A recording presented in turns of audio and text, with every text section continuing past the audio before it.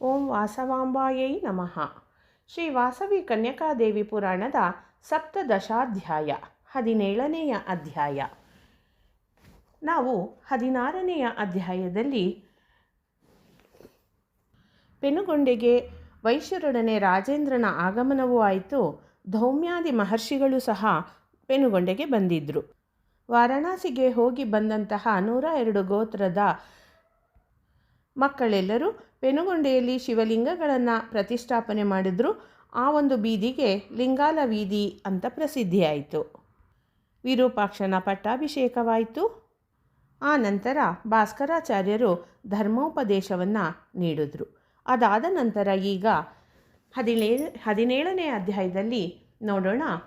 ಆರ್ಯವೈಶ್ಯರು ಆಚಾರ್ಯರಾದ ಭಾಸ್ಕರಾಚಾರ್ಯರಿಗೆ ನಮಸ್ಕರಿಸಿ ನಮ್ಮ ವೈಶ್ಯ ವಿವಾಹಕ್ಕೆ ಸಂಬಂಧಿಸಿದ ಆಚಾರ ಲಕ್ಷಣಗಳನ್ನು ತಿಳಿಸಿ ಅಂತ ಕೋರ್ಕೊಳ್ತಾರೆ. ಆಗ ಭಾಸ್ಕರಾಚಾರ್ಯರು ಸಂತೋಷದಿಂದ ಶಿಷ್ಯರಾದ ಬಾಲವೈಶ್ಯರನ್ನು ನೋಡಿ, ಹೇ ಬಾಲಕರೇ, ನಿಮ್ಮ ಪೂರ್ವಜರು ಹೇಗೆ ವಿವಾಹ ಕ್ರಮಗಳನ್ನು ಆಚರಿಸಿದ್ರೋ ಅದನ್ನೆಲ್ಲವನ್ನು ನಾನೀಗ ನಿಮಗೆ ತಿಳಿಸಿಕೊಡ್ತೀನಿ, ಕೇಳಿ ಅಂತ ಹೇಳ್ತಾರೆ. ಪೂರ್ವದಲ್ಲಿ ಬ್ರಹ್ಮರ್ಷಿಗಳಿಂದ ವೈದ್ಯೋಕ್ತ ವಿಧಿಯನ್ನು ಅನುಸರಿಸಿ ಉಕ್ತವಾದಂತೆ ಪಂಚಾಹ್ನಿಕವಾಗಿ ವಿವಾಹವನ್ನು ಆಚರಿಸಬೇಕು. ಆ ಬಳಿಕ ವೈಶ್ಯವರ್ಣದವರು ಆಚರಿಸಬೇಕಾದಂತಹ ಕೆಲವು ಶಿಷ್ಟಾಚಾರಗಳನ್ನು ಸಾವಧಾನ ಚಿತ್ತವಾಗಿ ಕೇಳಿರಿ ಅಂತ ಹೀಗೆ ಹೇಳೋದಕ್ಕೆ ಪ್ರಾರಂಭವನ್ನು ಮಾಡ್ತಾರೆ ಭಾಸ್ಕರಾಚಾರ್ಯರು. ಕೈಲಾಸವಾಸಿಗಳಾಗಿದ್ದ ನಿಮ್ಮ ಪೂರ್ವ ವೈಶ್ಯರು ಸ್ವಕುಲ ಕನ್ಯೆಯ ವಿವಾಹ ವಿಧಾನವನ್ನು ಕುರಿತು ಆಲೋಚಿಸ್ತಾ ಇದ್ದರು. ಆ ವಿವಾಹ ವಿಧಿಯನ್ನು ಅನುಸರಿಸಿಯೇ ವೈಶ್ಯವರ್ಣದಲ್ಲಿ ವಿವಾಹಗಳು ನಡೆಯಬೇಕಾಗಿವೆ. ಇಂದ್ರನನ್ನು, ಅಗ್ನಿಯನ್ನು, ವರುಣನನ್ನು, ಕುಬೇರನನ್ನು, ಚಂದ್ರನನ್ನು ಸ್ತಂಭ ರೂಪಗಳನ್ನಾಗಿ ಪ್ರತಿಷ್ಠಾಪಿಸಿ ಆ ಪಂಚದೇವತಾ ಪ್ರತೀಕ ಸ್ತಂಭ ಸಹಿತ ಮಂಟಪವನ್ನು ರಚಿಸಿ ಆ ಮಂಟಪ ವೇದಿಕೆಯ ಮೇಲೆ ಪೂರ್ವಾಭಿಮುಖವಾಗಿ ಈ ಶುಭ ಕಾರ್ಯವನ್ನು ನಡೆಯಬೇಕು. ವೈದ್ಯೋಕ್ತ ವಿಧಿಯಲ್ಲಿ ಸೂತ್ರಕಾರರು ಹೇಳಿದ ವಿಧಾನವನ್ನು ಅನುಸರಿಸಿ ವೈಶ್ಯರು ಕೂಡ 5 ದಿನಗಳ ವಿವಾಹ ವ್ರತವನ್ನು ಆಚರಿಸಬೇಕು. ಆ ವೈಶ್ಯರಿಗೆ ವಿವಾಹ ಕಾರ್ಯಕ್ರಮದ ಜೊತೆಗೆ ಆಚರಿಸಬೇಕಾದ ವಿಶೇಷ ಕಾರ್ಯಕ್ರಮವನ್ನು ವಿಶದವಾಗಿ ಕೇಳಿ. ಪ್ರಥಮವಾಗಿ ಮೊದಲನೇ ದಿನ ಗಂಗಾ ಪೂಜೆಯನ್ನು ಆಚರಿಸಬೇಕು. ಆ ನಂತರ ಸಾಯಂ ಪ್ರಾತಃ ಕಾಲಗಳಲ್ಲಿ ವೈಶ್ಯರು ಔಪಾಸನೆಯನ್ನು, ಅಗ್ನಿ ಕಾರ್ಯವನ್ನು ಮಾಡಬೇಕು. ಎರಡನೇ ದಿನ ಸಕಾಲ ಪಾಪ ಪರಿಹಾರಕ್ಕಾಗಿ ಸಮಸ್ತ ದೇವತೆಗಳನ್ನು ಯಥಾಶಕ್ತಿ ಪೂಜಿಸಬೇಕು. ಆ ನಂತರ ವಧುವರರ ಭೋಗ ಭಾಗ್ಯಾಭಿವೃದ್ಧಿಗಾಗಿ ಮಂಗಳ ವಾದ್ಯಗಳ ಸಮೇತ ಗ್ರಾಮದ ಹೊರ ವಲಯಕ್ಕೆ ಹೋಗಿ 2 ಕಳಶಗಳಲ್ಲಿ 32 ಅರಿಶಿನ ಮುದ್ದೆಗಳನ್ನು ಇರಿಸಿ ಕಳಶಗಳನ್ನು ಬೇರೆ ಬೇರೆಯಾಗಿ ಪೂಜಿಸಬೇಕು. ಮೂರನೇ ದಿನ ವೈಶ್ಯೋತ್ತಮರು ಗೋತ್ರ ಪೂಜೆಯನ್ನು ಮಾಡಬೇಕು. 4ನೆಯ ದಿನ ವಧುವರರ ರಾತ್ರಿಯ ಮೊದಲನೆಯ ಯಾಮದಲ್ಲಿ ಕಾಮಧೇನು ಪೂಜೆಯನ್ನು ಮಾಡಬೇಕು. ವೈಶ್ಯರ ಪ್ರಧಾನ ವೃತ್ತಿಗಳಲ್ಲಿ ಗೋಪರಿಪಾಲನೆಯೂ ಒಂದು. ಗೋಮಠರನ್ನು ನೆಲೆ ನಿಲ್ಲಿಸಿ ಗೋಪೋಷಕರಾಗಿ ಗೋಮಠರು ಅಂದರೆ ಕೋಮಠರು ಎಂಬ ಹೆಸರು ಹೊಂದಿದೆ. ವೈಶ್ಯರಿಗೆ ಕಾಮಧೇನುವು ಮಾತೆಯಾಗಿ ವಿರಾಜಿಸುತ್ತಿದೆ. ಕೈಲಾಸದಿಂದ ಭೂಲೋಕಕ್ಕೆ ಮಹಾಪ್ರಸ್ಥಾನ ಮಾಡಿದ ನಿಮ್ಮ ಪೂರ್ವಜರು ಗೋಗರ್ಭ ಪ್ರದೇಶದಲ್ಲಿ ಕೊಂಚ ಕಾಲ ವಾಸ ಮಾಡಿ ಗೋಕರ್ಣ ಕ್ಷೇತ್ರದ ದ್ವಾರ ಭೂಮಿಯಲ್ಲಿ ಅವತರಿಸಿದರು. ಅವರು ಸರ್ವ ದೇವತಾ ಸ್ವರೂಪಿಣಿಯಾದ ಕಾಮಧೇನುವಿಗೆ ಘೃತ, ಕ್ಷೀರ, ಶರ್ಕರ, ನಾರಿಕೇಳ ಫಲಗಳಿಂದಲೂ ಏಲಕ್ಕಿಗಳಿಂದ ಕೂಡಿದ ಅಕ್ಕಿ ಹಿಟ್ಟನ್ನು ನೈವೇದ್ಯ ಮಾಡಿ ಅದನ್ನು ಪ್ರಸಾದವಾಗಿ ಸ್ವೀಕರಿಸಿ ಶಕ್ತಿವಂತರಾದವರು ಆದ್ದರಿಂದ ವಿವಾಹ ಸಮಯದಲ್ಲಿ ವಧುವರರ ಕಾಮಧೇನುವಿಗೆ ಅದೇ ವಿಧದಲ್ಲಿ ನೈವೇದ್ಯವನ್ನಿಟ್ಟು ಪೂಜಿಸಬೇಕು. 4ನೆಯ ದಿನ ರಾತ್ರಿ ಶೇಷ ಹೋಮವನ್ನು ಸಮಾಪ್ತಿಗೊಳಿಸಬೇಕು. ವೈಶ್ಯರು ಹಡಗುಗಳಲ್ಲಿ ವಿದೇಶ ವ್ಯಾಪಾರ ಮಾಡುವುದರಲ್ಲಿ ಸುಪ್ರಸಿದ್ಧರು. ಆದ್ದರಿಂದ ವೈಶ್ಯರಿಗೆ ನಾವೆಯು ಪೂಜನೀಯವಾದುದು. ಆದ್ದರಿಂದ ವಿವಾಹದ ಶುಭ ಸಂದರ್ಭದಲ್ಲಿ ಇದನ್ನು ಮಾಡಬೇಕು. ಹೀಗೆ 5ನೆಯ ದಿನ ಬಂದಾಗ ವೈಶ್ಯರು ನೌಕಾ ಸಮರ್ಚನೆಯನ್ನು ಮಾಡಬೇಕು. 6ನೆಯ ದಿನ ಪಂಚದೇವತಾ ಪ್ರತೀಕ ಸ್ತಂಭಗಳೊಡನೆ ವಿರಾಜಿಸುವ ಕಲ್ಯಾಣ ವೇದಿಕೆಯ ಮಧ್ಯದಲ್ಲಿ ಪರಾಶಕ್ತಿ ಸ್ವರೂಪಿಣಿಯಾದ ಶ್ರೀ ವಾಸವಿ ಕನ್ಯಕಾ ಪರಮೇಶ್ವರಿ ದೇವಿಯ ಕಳಶವನ್ನು ಸ್ಥಾಪಿಸಬೇಕು. ಇನ್ನು 7ನೆಯ ದಿನ ನಂದೀಶ್ವರಾರ್ಚನೆಯನ್ನು ಮಾಡಬೇಕು. ಆ ಬಳಿಕ ಗುರುವಿನ ಆಜ್ಞೆಯಿಂದ ಕಂಕಣ ವಿಸರ್ಜನೆ ಮಾಡಿ ವಸ್ತ್ರಭೂಷಣಗಳನ್ನು, ಧನ ಧಾನ್ಯಗಳನ್ನು ಕುಲಗುರುವಿಗೆ ಸಮರ್ಪಿಸಿ ಸಂತೋಷಗೊಳಿಸಬೇಕು. ಆ ನಂತರ ವಧುವಿನೊಡನೆಗೂಡಿ ವರನು ಗೃಹ ಪ್ರವೇಶವನ್ನು ಮಾಡಬೇಕು. ಹೀಗೆ ವಿಶೇಷ ಕಾರ್ಯಕ್ರಮಗಳಿಂದ ಕೂಡಿ ವೈಶ್ಯರಿಗೆ ವಿವಾಹ 7 ದಿನಗಳು ಕಾರ್ಯಕ್ರಮವಾಯಿತು.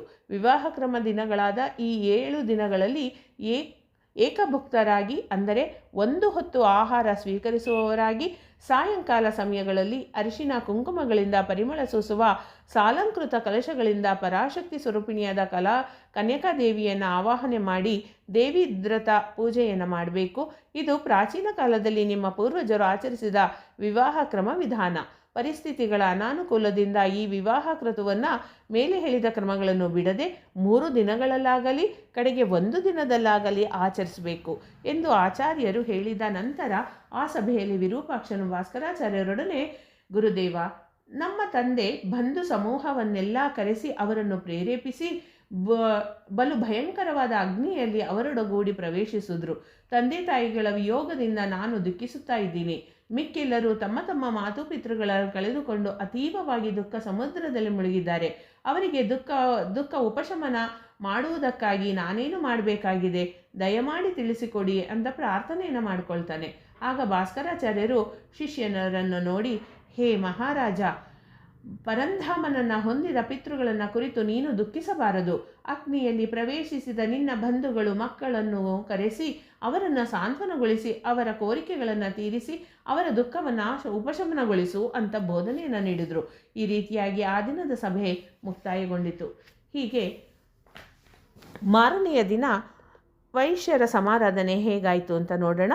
ಉದಯ ಕಾಲದಲ್ಲಿ ವಿರೂಪಾಕ್ಷ ಶ್ರೇಷ್ಠಿಯು ತನ್ನ ತಂದೆಯೊಡಗೂಡಿ ಅಗ್ನಿ ಪ್ರವೇಶ ಮಾಡಿದ ಬಂಧು ಜನರ ಮಕ್ಕಳನ್ನೆಲ್ಲ ನಗರೇಶ್ವರ ದೇವಾಲಯಕ್ಕೆ ಕರೆಸ್ಕೊಳ್ತಾನೆ.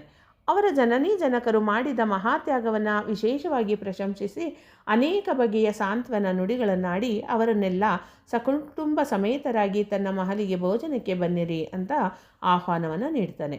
ವಿರೂಪಾಕ್ಷನ ಆಹ್ವಾನದ ಮೇರೆಗೆ ಮಾರನೆಯ ದಿನ ಬಂಧು ಮಿತ್ರರೆಲ್ಲರೂ ರಥ ಗಜ ಅಶ್ವಾದಿ ವಾಹನಗಳನ್ನು ಅಧಿರೋಹಿಸಿ ವೈಶ್ಯರಾಜನಾದ ವಿರೂಪಾಕ್ಷನ ಭವನಕ್ಕೆ ಆಗಮಿಸ್ತಾರೆ.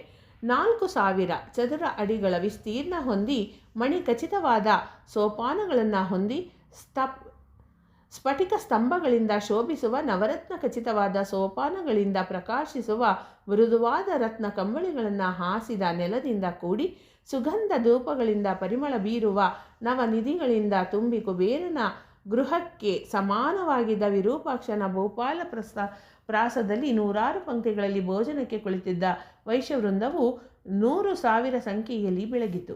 ಪಂಚಭಕ್ಷ ಪರಮಾನ್ನಗಳಿಂದ ಹಲವು ಬಗೆಯ ತಿನಿಸುಗಳಿಂದ ಕೂಡಿದ ದಿವ್ಯ ಭೋಜನವನ್ನು ಸಾವಿರಾರು ಜನರು ಬಡಿಸುತ್ತಾ ಇದ್ದಾಗ ವಿರೂಪಾಕ್ಷ ಪಂಕ್ತಿಗಳ ಮಧ್ಯೆ ಓಡಾಡುತ್ತಾ ಕುಳಿತವರಿಗೆ ಉಪಚಾರ ಮಾಡತೊಡಗಿದ.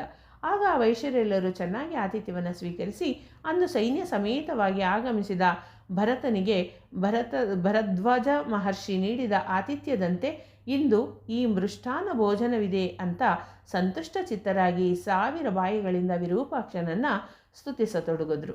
ಆ ಬಳಿಕ ವಿರೂಪಾಕ್ಷ ನೃಪತಿಯ ತನ್ನ ತಂದೆಯೊಡನೆ ಆತ್ಮಾರ್ಪಣೆ ಮಾಡಿಕೊಂಡವರ ಕುಟುಂಬಗಳಿಗೆ ಕೋಟಿ ಕೋಟಿ ಸ್ವರ್ಣ ಮುದ್ರೆಗಳನ್ನು, ಅನೇಕ ರತ್ನಗಳನ್ನು, ವಸ್ತ್ರ ವಾಹನ ಆಭರಣಾದಿಗಳನ್ನು ಬಹುಮಾನವಾಗಿತ್ತು ಅವರನ್ನು ಸಂತೋಷಪಡಿಸಿದ. ಹೀಗೆ ಇದಾದ ನಂತರ ವಾಸವಿ ನವರಾತ್ರಿ ಮಹೋತ್ಸವಗಳು ಹೇಗೆ ನಡೆದವು ಅಂತ ನೋಡೋಣ. ಚೈತ್ರ ಶುದ್ಧ ಪಾಡ್ಯಮಿ ಎಂದು 9 ರಾತ್ರಿಗಳು ಆ ವೈಶ್ಯೋತ್ತಮರೆಲ್ಲರೂ ಕಲಿತು ನಡೆಸಿದ ಉತ್ಸವಗಳಲ್ಲಿ ಎಲ್ಲ ವರ್ಣದವರಾದ ಪಟ್ಟಣದ ಪ್ರಜೆಗಳು ಹಗಲೆಂದು ರಾತ್ರಿಯೆಂದು ತಿಳಿಯಬಾರದಾದರೂ ವಾಸವಿ ದೇವಿ ಪ್ರಭಾವದಿಂದ ಗೋವುಗಳು ಕೊಡಗಳಷ್ಟು ಹಾಲನ್ನೀಯತೊಡಗಿದ್ವು. ವೃಕ್ಷಗಳು ಕಲ್ಪವೃಕ್ಷ ಸಮಾನವಾದವು. ನದಿಗಳು ಜೇನಿನಂತೆ ಮಧುರೆಯೇ ಜಲವಾಹಿನಿಗಳಾದವು.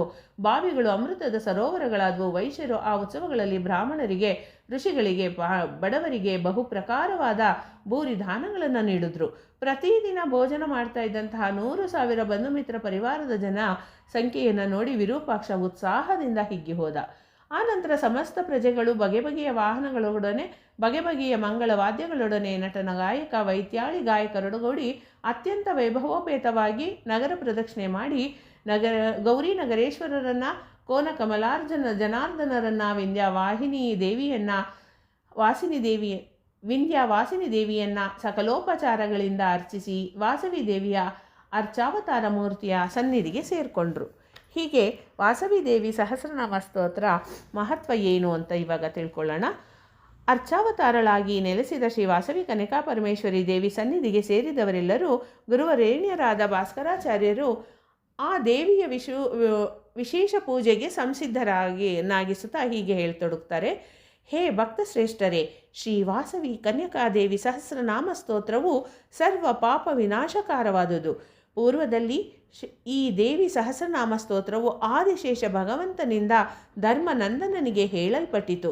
ಮತ್ತು ನಿಮ್ಮ ಪೂರ್ವಜನರಾದ ಸಮಾಧಿ ಎಂಬ ಮಹಾತ್ಮನು ಈ ಸಹಸ್ರನಾಮ ಸ್ತೋತ್ರದಿಂದ ಆದಿ ಕನ್ಯಕಾ ಪರಮೇಶ್ವರಿಯನ್ನು ಅರ್ಚಿಸಿ ಅಮೋಘವರವನ್ನು ಹೊಂದಿ ಧನ್ಯನಾಗಿದ್ದಾನೆ. ಈ ಸ್ತೋತ್ರವು ನರರಿಗೆ ಆಯುರಾರೋಗ್ಯಗಳನ್ನು ಪ್ರಸಾದಿಸುವುದು, ಧನಧಾನ್ಯಾಭಿವೃದ್ಧಿ ಮಾಡುವುದು, ದಿವ್ಯ ಜ್ಞಾನವನ್ನು ಉಂಟು ಮಾಡುವುದು, ಪುತ್ರ ಪೌತ್ರಾದಿಗಳನ್ನು ಪ್ರಸಾದಿಸುವುದು. ಈ ಸಹಸ್ರನಾಮಕ್ಕೆ ಬ್ರಹ್ಮನೇ ಋಷಿಯಾಗಿ ಹೇಳಲ್ಪಟ್ಟಿರುತ್ತಾನೆ. ಇದು ಅನುಷ್ಠಾನ ಛಂದಸ್ಸಿನಲ್ಲಿರುವುದು. ಈ ಸಹಸ್ರನಾಮಗಳು ವಾಸವಿ ಕನ್ಯಕಾದೇವಿ ಲಕ್ಷಣಯುಕ್ತವಾಗಿ ವಿರಾಜಿಸ್ತಾ ಇದೆ. ಅನೇಕ ಸಹಸ್ರನಾಮಗಳಲ್ಲಿ ಇವು ಸರ್ವಸಿದ್ಧಿಪ್ರದಗಳಾಗಿವೆ. ಶ್ರೀ ವಾಸವಿ ಕನ್ಯಕಾ ಪರಮೇಶ್ವರಿ ಆಗಮಾರ್ಚನೆಯಲ್ಲಿ ಇವು ಮಿಗಿಲಾಗಿ ಮುಖ್ಯವಾಗಿವೆ. ಈ ಸಹಸ್ರನಾಮಗಳನ್ನು ಪಠಿಸೋದ್ರಿಂದ ಶ್ರೀ ವಾಸವಿ ಮಾತೆ ಪ್ರೀತಳಾಗ್ತಾಳೆ. ಇತರೆ ನಾಮಗಳಿಂದ ಪಠಿಸೋದ್ರಿಂದ ಪ್ರೀತಳಾಗೋದಿಲ್ಲ. ಶ್ರೀ ವಾಸವಿ ಕನ್ಯಕಾದೇವಿಗೆ ಪ್ರಿಯವನ್ನುಂಟು ಮಾಡಲು ಸದಾ ವಾಸವಿಯ ಸಹಸ್ರನಾಮಗಳನ್ನೇ ಪಠಿಸಬೇಕು. ಶ್ರೀ ವಾಸವಿ ಕನ್ಯಕಾ ಚಕ್ರ ರಾಜದಲ್ಲಿ ದೇವಿಯನ್ನು ನಿಲ್ಲಿಸಿ ಕುಂಕುಮದಿಂದಾಗಲಿ ಪುಷ್ಪಗಳಿಂದಾಗಲಿ ತುಳಸಿ ದಳಗಳಿಂದಾಗಲಿ ಸಹಸ್ರನಾಮಗಳನ್ನು ಪಠಿಸ್ತಾ ಪೂಜಿಸಿದವರಿಗೆ ಪೆನುಗೊಂಡ ಪುರಾಧೀಶ್ವರಿಯಾದ ಶ್ರೀ ವಾಸವಿ ಕನ್ಯಕೆಯು ಸಮಸ್ತ ಶುಭಗಳನ್ನು ಎಸಗುವಳು. ಅನಂತ ಶಕ್ತಿಯವಂತವಾದ ಶ್ರೀ ವಾಸವಿ ಮಂತ್ರರಾಜನನ್ನು ಸಾಂಗವಾಗಿ ಪಠಿಸಿದಾಗ ದೊರೆಯುವ ಫಲವು ಈ ದಿವ್ಯ ಸಹಸ್ರನಾಮ ಸ್ತೋತ್ರದಿಂದಲೇ ಉಂಟಾಗುವುದು. ಆದ್ದರಿಂದ ಶ್ರೀ ವಾಸವಿ ಕನ್ಯಕಾ ದೇವಿಯನ್ನು ಅರ್ಚಿಸಬೇಕು ಅಂತ ತಿಳಿಸಿ ಶ್ರೀ ಭಾಸ್ಕರಾಚಾರ್ಯರು ಶ್ರೀ ವಾಸವಿ ಸಹಸ್ರನಾಮಾವಳಿಯಿಂದ ದೇವಿಯನ್ನು ಕೀರ್ತಿಸತೊಡಗಿದರು. ಆ ಸಹಸ್ರನಾಮಾವಳಿಯನ್ನು ಅನುಸರಿಸಿ ವಿರೂಪಾಕ್ಷಾದಿ ವೈಶ್ಯರು ಶ್ರೀ ವಾಸವಿ ದೇವಿ ಅರ್ಚಾವತಾರ ಮೂರ್ತಿಯನ್ನು ಕುಂಕುಮದಿಂದ ಪೂಜಿಸಿ ಕೀರ್ತನೆಗಳಿಂದ ಸ್ತುತಿಸಿದ್ರು. ಆ ದಿವ್ಯ ಸಹಸ್ರನಾಮ ಸ್ತೋತ್ರದಿಂದಲೂ ಭಕ್ತಿಪೂರ್ಣವಾದ ಸ್ತುತಿ ಕೀರ್ತನೆಗಳಿಂದಲೂ ಸಂಪ್ರೀತಳಾದ ಶ್ರೀ ವಾಸವಿ ಕನ್ಯಕಾದೇವಿಯು ಕೋಟಿ ಸೂರ್ಯ ಪ್ರಭಾಸಮಾನಳಾಗಿ ಅವರಿಗೆ ಪ್ರತ್ಯಕ್ಷಳಾದಳು. ಆ ಜಗನ್ಮಾತೆಯ ದಿವ್ಯ ದರ್ಶನದಿಂದ ಎಲ್ಲರೂ ಪರಮಾನಂದ ಭರಿತರಾದರು. ಆ ದೇವೇಶ್ವರಿಯನ್ನು ದರ್ಶಿಸಿ ಭಕ್ತಿಯಿಂದ ತನ್ಮಯರಾಗಿ ಅವ್ಯಕ್ತ ಪರಬ್ರಹ್ಮ ಸ್ವರೂಪಿಣಿಯಾದ ಹೇ ಆದಿಶಕ್ತಿ, ಮಂಗಳ ಸ್ವರೂಪಳಾದ ಹೇ ದೇವಿ, ದುಷ್ಟ ದಾನವರನ್ನು ನಾಶಗೊಳಿಸುವ ಹೋ ಭದ್ರಕಾಳಿಕೆ, ಭಕ್ತರ ಇಷ್ಟಾರ್ಥಗಳನ್ನು ನೆರವೇರಿಸುವ ಹೇ ನಾರಾಯಣಿ, ಸರ್ವಲೋಕಗಳಿಗೆ ಭ್ರಾಂತಿಗೊಳಿಸಿದ ಓ ಮಹಾಮಾಯೆ, ವಾಸುದೇವನ ಸಹೋದರಿಯಾದ ಹೇ ಕನ್ಯಕೆ, ದುರ್ಗಾತಿಹಾರಿಣಿಯಾದ ಹೇ ದುರ್ಗಾದೇವಿ, ನಿಜ ಭಕ್ತರಿಗೆ ಸದಾ ಜಯವನ್ನುಂಟು ಮಾಡುವ ಹೇ ವಿಜಯ, ರಸೋ ವೈ ಸಹ ಎಂದು ಹೇಳಲ್ಪಟ್ಟ ರಸಸ್ವರೂಪ ಪರಮಾತ್ಮನೆಂಬ ಮಕರಂದವನ್ನು ಗರ್ಭದಲ್ಲಿ ಅಡಗಿಸಿಕೊಂಡಿರುವ ಹೇ ಕುಮುದಾದೇವಿ, ಸರ್ವಕರ್ಷಣ ಶಕ್ತಿ ಸ್ವರೂಪಳಾಗಿ ಸೃಷ್ಟಿಗೆ ಮೂಲವಾದ ತಮ ಪ್ರತೀಕ ನೀಲವರ್ಣದ ಹೇ ಕೃಷ್ಣೆ, ಸರ್ವವ್ಯಾಪಕವಾದ ವಿಷ್ಣು ಸ್ವರೂಪಳಾದ ಹೇ ವೈಷ್ಣವೀ ದೇವಿ, ಶುಂಭ ನಿಶುಂಭಾದಿ ರಕ್ಕಸರನ್ನ ಸೆರೆಬಡಿದ ಹೇ ಚಂಡಿಕೆ, ಈಶ್ವರ ಶಕ್ತಿಯಾದ ಹೇ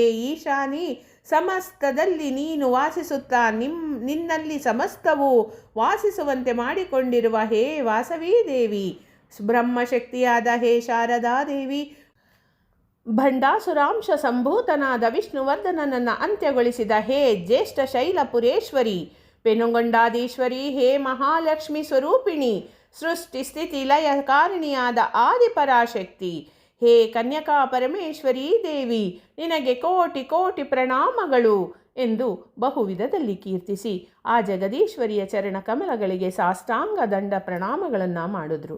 ಅವರ ಭಕ್ತಿ ಪ್ರಪತ್ತಿಗಳಿಗೆ ಪ್ರಸನ್ನಳಾದ ಶ್ರೀ ವಾಸವಿ ಜನನಿಯು, ಕುಮಾರರೇ, ನಿಮ್ಮ ಭಕ್ತಿಗೆ ಮೆಚ್ಚಿದೆನು. ನೀವು ಮಾಡಿದ ನನ್ನ ದಿವ್ಯ ಸಹಸ್ರನಾಮಾವಳಿ ಸ್ತೋತ್ರದಿಂದ ಸಂತುಷ್ಟಳಾದೆನು. ನಿಮಗೆ ಬೇಕಾದುದನ್ನು ಕೇಳಿರಿ, ನಿಮ್ಮ ಅಭೀಷ್ಟಗಳನ್ನು ಪೂರೈಸುವೆ ಎಂದು ಹೇಳಿ ಅನುಗ್ರಹವನ್ನು ಮಾಡಿದ್ಲು. ಇಲ್ಲಿಗೆ 17ನೆಯ ಅಧ್ಯಾಯ ಸಂಪೂರ್ಣವಾಯಿತು. ಓಂ ಶ್ರೀ ವಾಸವಾಂಬಾಯೈ ನಮಃ.